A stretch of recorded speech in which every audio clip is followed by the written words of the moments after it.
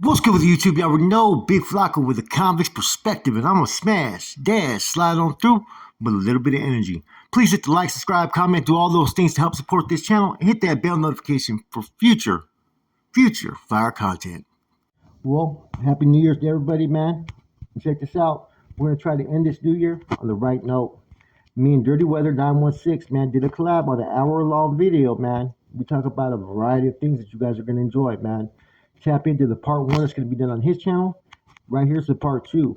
It doesn't matter even what order you listen to it in, man, because it's straight bomb content. We talk about everything from Southsiders and Sureños, the differences, about Norteños, NF, all kinds of stuff to about the Bloods, the Kumis, Llamas, and the different political things that have happened from the 80s till now. It's a good video, man. But please do me a favor, though. Either before this video or after, go over there to Dirty Weather 916. Hit the subscribe button. Watch the video. You're gonna enjoy it, man. With that said, enjoy. Blacks, because it did with me, but I understood where it was coming from. So go with me on this. Okay. So he said that in an all-out war, blacks would lose against the La Raza or the Southsiders or whatever he said, because remember, I look at them all as one. I don't see no difference. So he said that we would lose. So I had to think about it. When he said that all the beasts, all the frontliners, all the ones that's going to tear that motherfucker up, they're going to be on the first wave. And so what does that leave? That leaves, like, you know, the OGs, the OGs and the sprinkle of gangsters that was at work, on a visit, in the shower, you know. But the ones that's really gonna carry them knives and tear that motherfucker up, they was on that first wave, because I promise you, the way I was taught, I'm about to be on that first wave, because I don't want to suffer no repercussions behind, you know, what this first wave, because I'm about to tear this motherfucker up. So I'm trying to be on this first wave, because I don't want to find out what happens on the second and third. Because I done been in waves where I done took off and found out that nobody else took flight and they had action to do it. They had action to do it. They're supposed to come out and continue it, but they didn't. And I was stuck in the hole with realizing they ain't handling their business. I didn't like that feeling, and I promise you. What? See, that's the thing, though. See, these groups, they plan everything. They're a lot more prepared. Preparation has a lot to do with it, in my personal opinion. You know what I'm saying? Like, we have our squads ready to go, and we're not going to send all our elite soldiers first off the first wave. Like, you know how the Nords used to do it. When we had issues, we were going to send about 5 heads, to go rush about 50, 60 of them, but we're going to key in on key targets, and then we're going to have a second wave fall right behind them physically. You know what I mean? And that was a whole numbers game.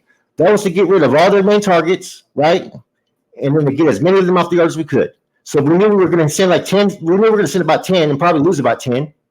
Right? Yeah. But if we take 50, 60 to the hole, and now that they say they were like 150, now they're 90, and our numbers were like about 70. Now the numbers are even now, and we got the second wave ready to go.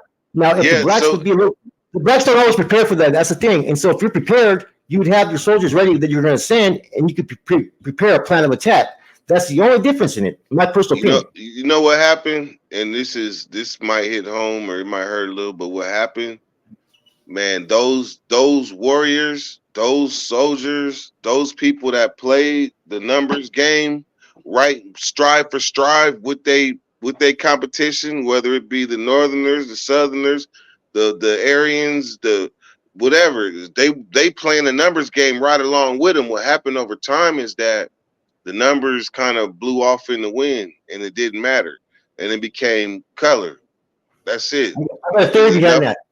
Is it enough for me? Is it enough for you? Is it more of me than it is of you? But the strategy gets lost in that. The strategy where knock down, send 2, knock down 3, or send 1, knock down 5, like the strategy gets lost. Here's my theory about that. In the 80s, even in the early 90s, prison was different. You had a prison would have about, say, even if the Northerners were outnumbered, say there could be 300, 400 Southsiders on a prison yard and 200 Northerners. That was common in the 80s and 90s.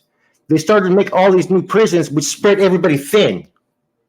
And then you had a new wave of convicts that were coming in that were just civilians that should never even went to prison. They should have been in the county jail. So now you have, now you don't see a yard with about 150, 200 North Daniels. Back in the day, Susanville had 200 North Daniels, Tracy's, Solano, all these places. You started having places like Avenal, Pleasant Valley, Corcoran, High Desert. This gave them room to spread everybody out to where the numbers were thin now. That's why the numbers were thin everywhere. Before, there was only about 12 prisons.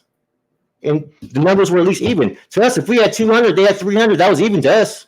Yeah. We had no problem with that. You know what I mean? So when they built all these prisons, now you're getting sent to places like Avenal, Pleasant Valley, New Corcoran. And you're on a yard with 8 to 10 homeboys instead of being on a yard like Tracy or Susanville where you have about 100, 200 homeboys. Where was the Bulldogs in all of this? That was another problem, too, because the Bulldogs were all in Avenal and places like that. You know, around 92, there was that complete separation. For a while, they were kind of like, you know, in between on everything. So, like, the politics are not as strong back then as they are today. You could go to yard and there'd be Bulldogs and whatnot in the 80s and 90s some places. Okay, so in the 80s and the 90s were different. What were some differences just between the 80s and 90s? Okay, there was more cars. You know, some of the blacks play cars. The Northerners would play cars. Okay, that's a Stockton car. That's a Soho car. That's a Fresno car. Then those dudes are playing politics. That's structure over there. That's how it was all looked. Hold on, pause. Because we just went into a conspiracy theory. Is it card or cars? Cars. Or is that the same thing? C-A-R-S, like a car, like you drive, that's your car. Right. But some people say card, the Northern card, the SAC card, the Bay card. I heard car. I've always heard it as cars. Yeah, some people say both. All right. If you, I think you really could probably push both if you really think about it. Yeah. I was just pointing out something that a teaching moment for people that's watching. But I'm about to mess you up, man. Go ahead. And that's the same thing with the Southerners. They used to have their own card or car. You know what I mean? Yeah. Same thing. And so like there was less politics. So like for instance, for a Northerner, the expectations were different. You just had your basic policies. When it was time to go to war, let's get busy. That was it. You had OGs on the yard with big old brochures in the 80s and 90s. Once they changed the rules and made it more political, is when you started to see people go to the S&Y side. That changed everything. So about what time did they decide to outlaw the Mongolian? Sometime in the late 90s. And why? Like, what was the significance with the Mongolian? Because you never saw Southsiders wearing them. Okay, that used to be okay for a minute. There's a couple of different theories. For one, it was a sign of a warrior, right? Okay, young warrior. They all used to have to wear them, you know what I'm saying, Genghis Khan era. Also, when people used to go to the shoe, it used to be a symbol of how long you were in the shoe as well.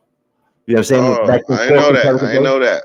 There's different theories too. Like I said, they're all relevant though. There's different theories. Just like the young warrior, that applies as well. I had a Mongolian, right? But what ends up happening is it identifies you as being the main individual that's going to be putting in work. Because the ones that were wearing Mongolians were young warriors. They're the ones that were pushing the hard line. Therefore, if administration wanted to target you for validation, they're going to target you. If the opposition wanted to target you to get removed, they could target you. You know what I'm saying? You're a trophy. So to not look as out there on Front Street, you know, everybody started changing their style. But nobody wanted to wear bald heads like the Southsiders because that's what they started doing. They started shaving their heads. You know what I mean? I remember they started validating you guys for wearing Mongolians. So how did that play out? Man, it wasn't good. Tattoos, everything. You know, they were validating this for everything.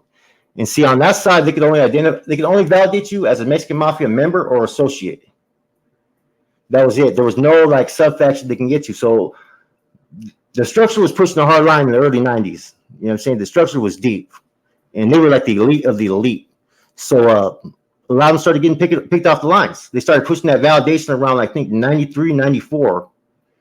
And then the ones that were left out there on those yards at times were fucking pieces of shits. Sometimes on these active yards were being ran by a fucking dropout sometimes.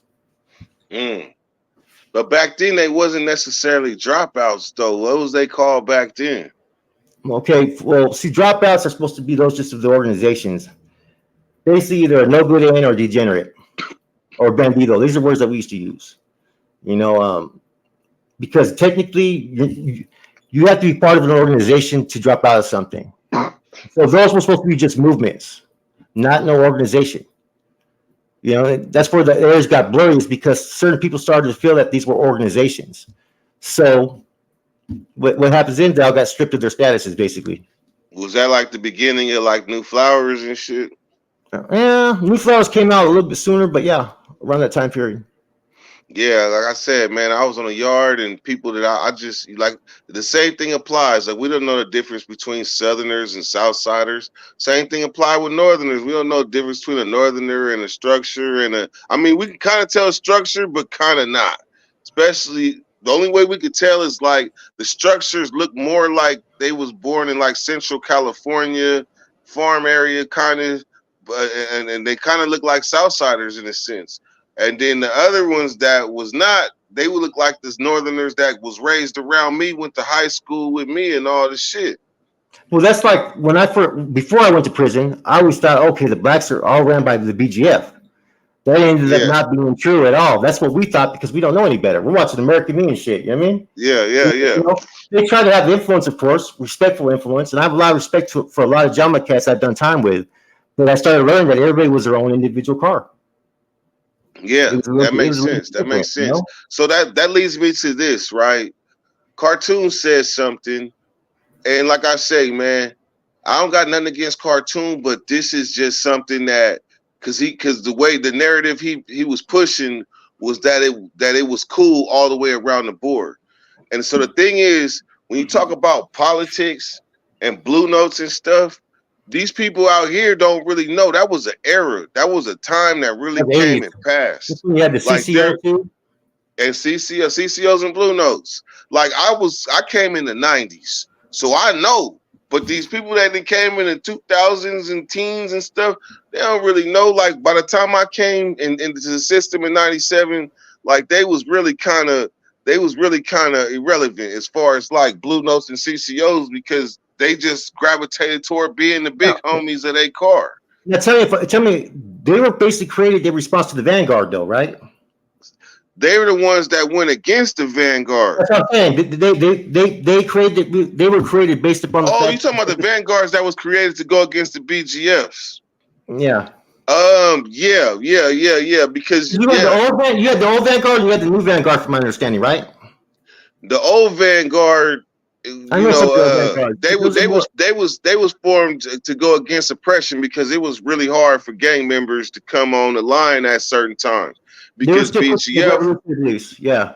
BGF wasn't going for that because of the revolutionary times that and the struggle that prison had been through against the system. So then when gangs came in the system, they was representing like something that was going against everything that these brothers then fought for.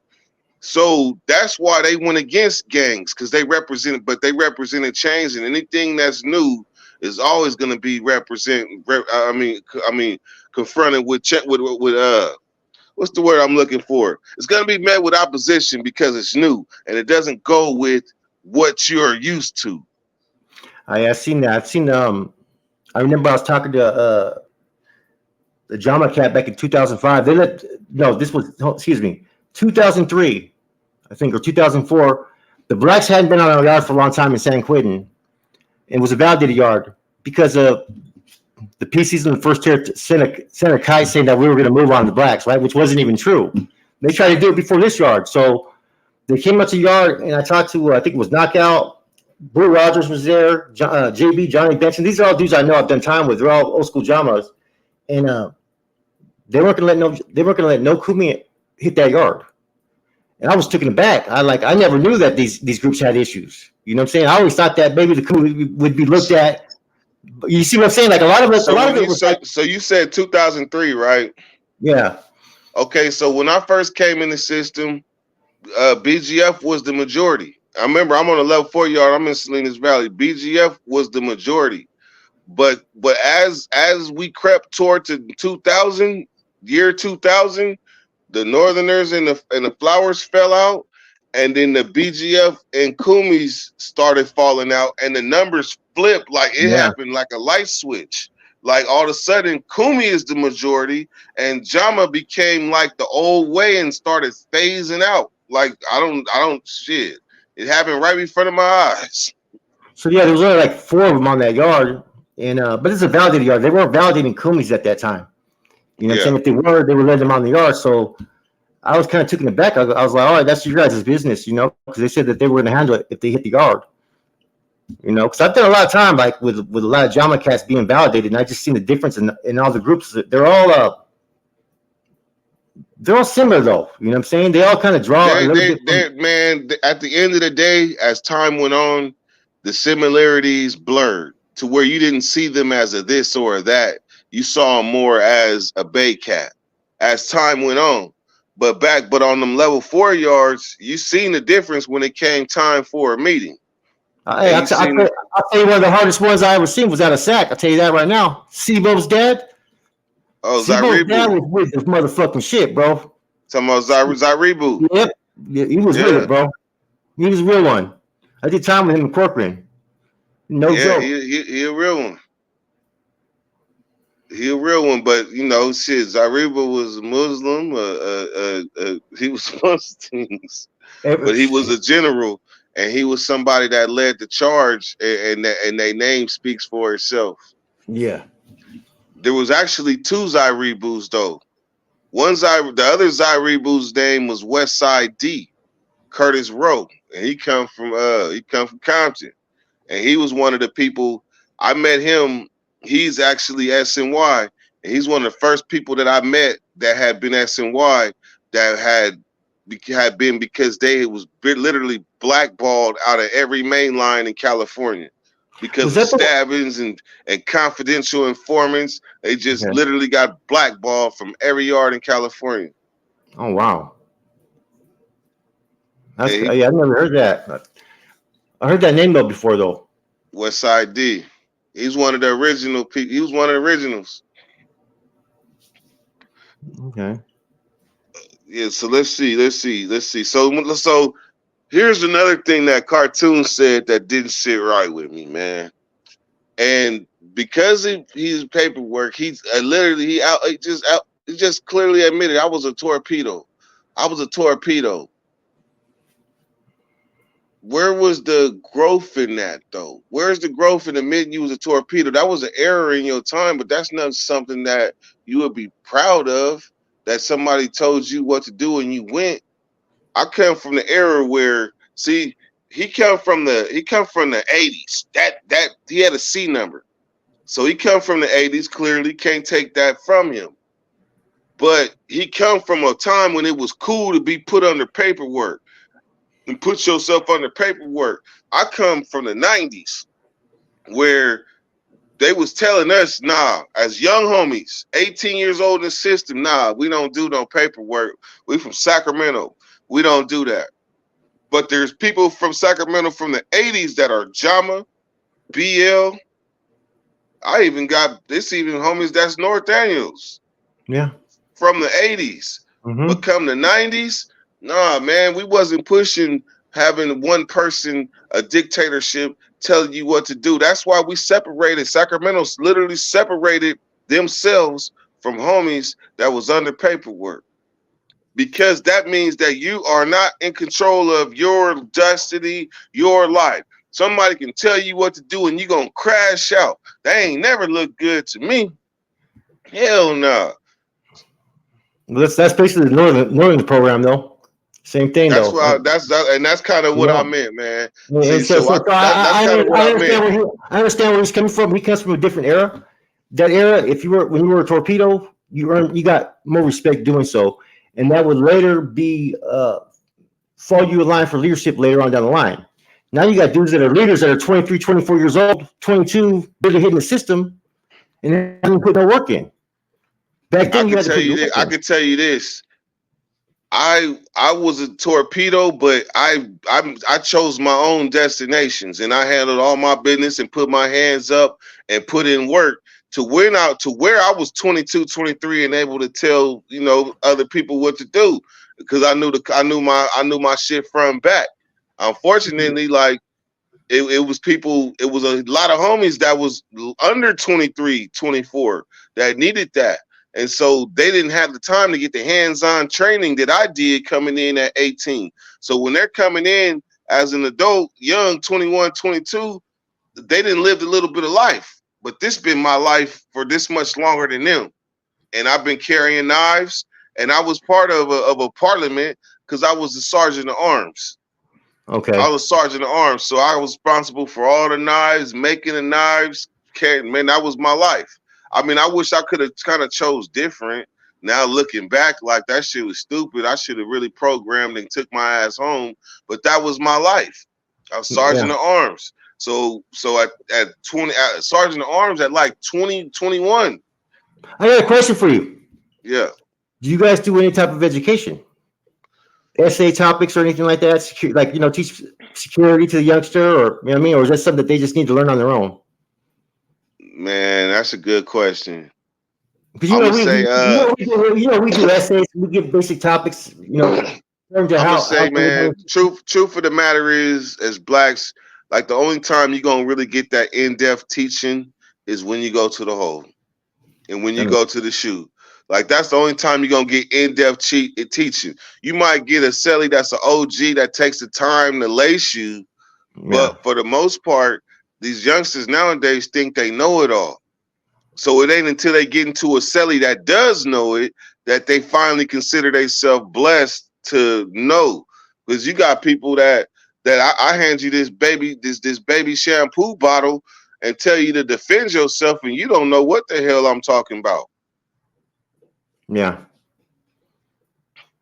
Interesting though. So yeah, man, I would say so the difference between the 80s, 90s, and now. I'm gonna throw this is not I ain't gonna call it a game, but we're just gonna call it catch. All right, I'm gonna throw out a difference between the 90s and now. And then I'm gonna say one, you say one. In the 80s, they didn't have cell phones, nor in the 90s, but in the 2000s, they have phones. Okay. Let me think. 80s. I think back in the 80s, you had a lot more influences amongst OGs out there, right? 90s, they stopped having as many OGs out there, and now in the 2000s, they're getting lower and lower. I think as everything proceeds, it's hard to see a 40-year-old out there nowadays. Back in the 80s and 90s, you still seen dudes that were fucking old timers and stuff that been there. You didn't have this SNY stuff back then either, though. That's another thing. 80s, you didn't have SNY. 90s, they started that special program. By 2002, they started the what do you call 2005? Yeah. I remember that. It went through stages. Then it went to 50-50 yards and then SNY yards, and now they're getting rid of all of it. So it went through different stages. You didn't have anywhere to hide back in the 80s. If you were PC, they were going to throw you out there in the fucking yard, or you were going to be up in the hole.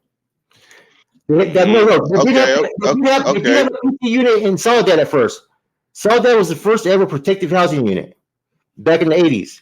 Then from there went to Corcoran. But those were for high power. You just couldn't be just any regular fucking PC. You had to be someone that was serious, like Charles Manson or someone like that. You know what I mean? Okay. All right, I got one. Quarterly packages sent from your family. Oh wow.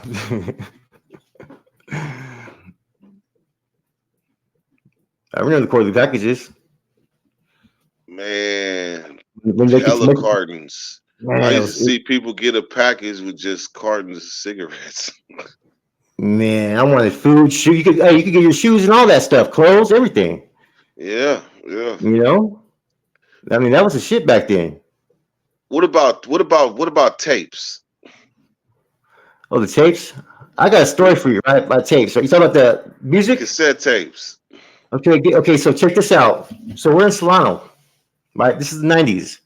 One of the homeboys gets that 17 Reasons. You know what 17 Reasons is, right? Yeah. The mixtape with the black and brown. We used to walk the yard I'm up in the north side. This is how we ride. All in the yard in Solano on purpose. Mobbing, like trying to stir shit up over there. You know what I mean? We're trying to cause problems, and we're playing. We're right by the workout area playing that. They just looked at us like we'd be hella deep over there. You know, that's what I remember. But I think of tapes. I think of that tape, 17 Reasons, and how disrespectful we were towards the Southsiders in Solano. I got a tape story for you. When 50 Cent came with Get Rich or Die Trying, I wanted that tape so bad. I went to the visitor room and got it and took a jump shot and came and unspooled it and put it in another tape that I had on the yard. Oh, wow. I was the only person on the yard with 50 Cent Gets Rich or Die Trying. I bet you were able to rent that motherfucker out too. Hell yeah, I was renting that motherfucker out, and I was getting mad at people trying to copy it because they had the old boom box. That's another thing too. The hustles have changed.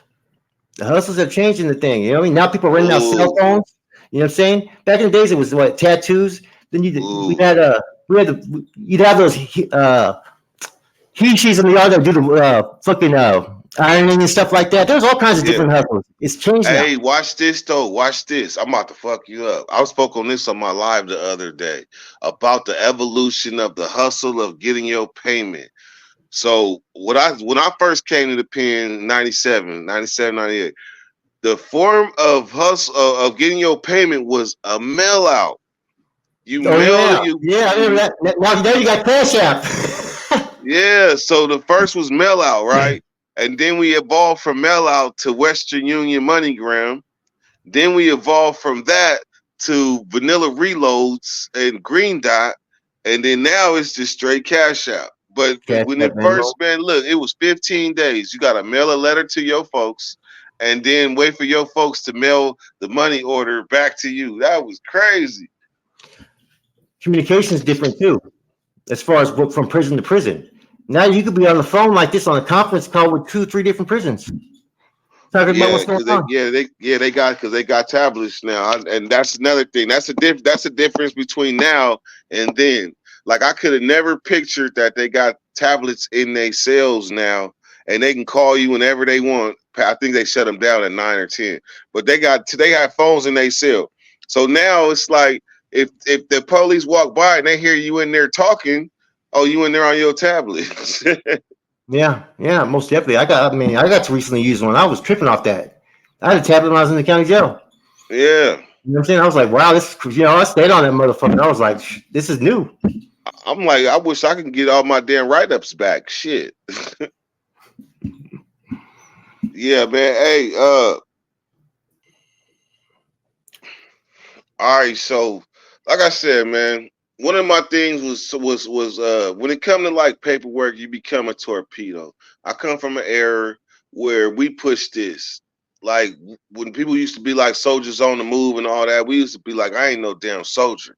Because a soldier take orders. Like I'm a warrior. I do what I want. Even though you're gonna mind some type of order, but I come from a warrior area, man, where it ain't cool to have somebody in control of your life just because they can. Because there's a lot of scandalous people in history that have abused their power, and I would hate to be on the wrong end of abuse of power. Period. It's kind of interesting though, because it's kind of the same. I've always been taught that a warrior is one that creates a war. A soldier is one that goes to war. And it's interesting because within the NF's laws, and we're not going to talk about that too much, the word guerrero is used. Warrior. Yeah. No other group, no other northern group uses the word warrior. Just the big homies. So that's how I look at it. So look at it like the Indian tribe. Yep. You had braves and you had warriors.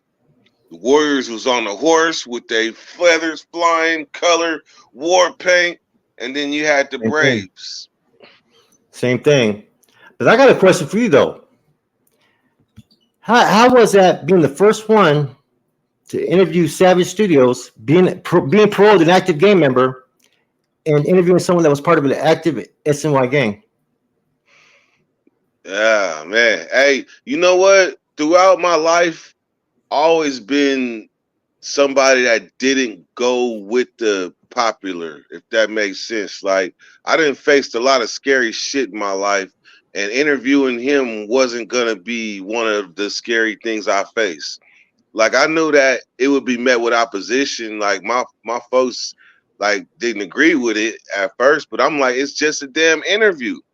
Like, what's the worst that could happen? They say that me and him is clicking up and so or something. It's an interview, and I looked at it as a glimpse of the other side because, like, I didn't know, I was thinking politically at first, and I realized that that only will allow you to get so far. And there's Yeah. a good side to Savage, but if they don't get to see it, it'll be a story that's never told. So let's get to it. It's kind of And interesting. I grabbed my nuts and said, fuck what everybody thought and made it happen.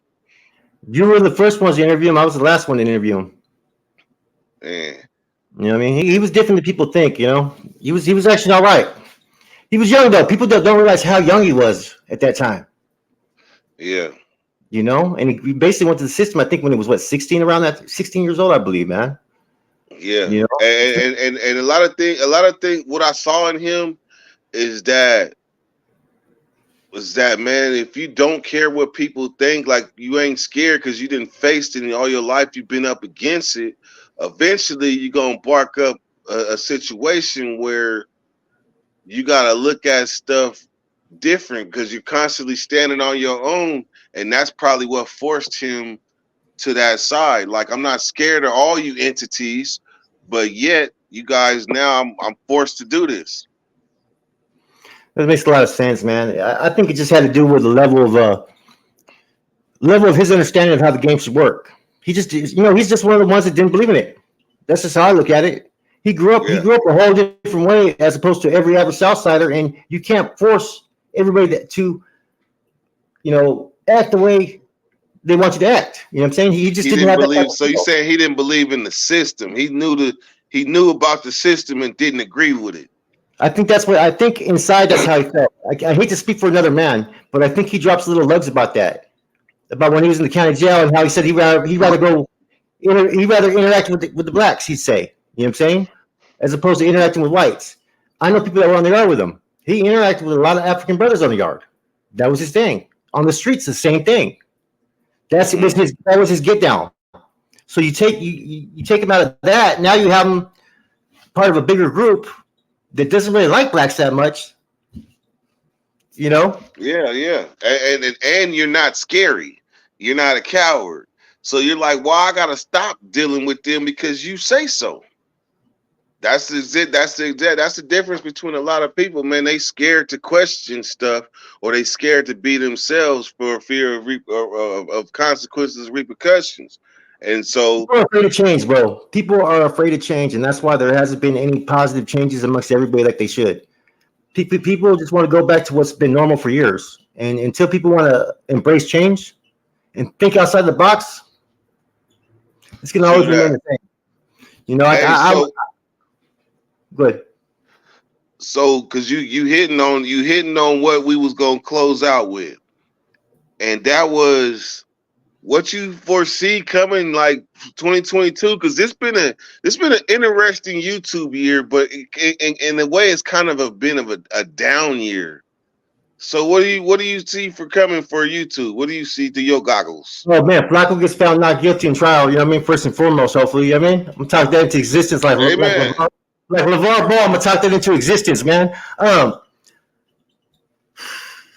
You know, the thing is that's hard about YouTube is it's almost like there's politics being played without anybody that's a fucking leader. You get what I'm saying? Everybody can play whatever position and see whatever your belief is for your channel, that's become your cause. Whatever this channel believes, that's became their own cause. And it's kind of scary because you got people who are representing their own cause and they got people that follow them. When it's not always necessary, that's how the game goes. You know, I wish there would be a little bit more structure, but you can't force it upon anybody. You know, a little bit more respect. I think that would be nice. I think if everybody stayed in their lane, there'd be no problems, but nobody ever is. So I You think know the what same I see? happen. You know what I see? I see, because I be in so many different genres and lanes, I see a bunch of super genres starting. I see a blend of so many different genres coming together and forming some type of super genre where the world becomes a whole lot smaller. That's what I see for 2024. That can happen. That could happen. You know what I mean? I gotta You agree with blend the that. prison genre with the gang genre, with the shit talking genre, with the cooking genre, with the gardening community, with the 420 community, and next thing you know, you got a super genre. And then you got people that are professional surfers and they surf through all the genres smoothly. That's what I foresee. Yeah, you know what? Shit, that sounds about right. It's already happening though. All of us are expanding. We're not just staying. I mean, we could talk about so many different things. It just doesn't have to be gangs in prison. You know, there's a whole world out there that I think a lot of us have the intelligence, you know, and different views. Convicts have different views. Convicts don't fucking, we don't sugarcoat shit. We tell it like it is. Yeah.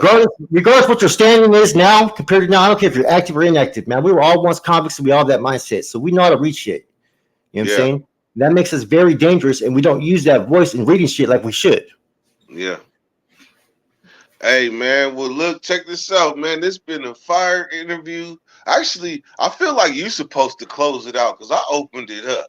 Okay, I'm gonna close this out, man. Okay, hey, much respects to the dirty nation, man.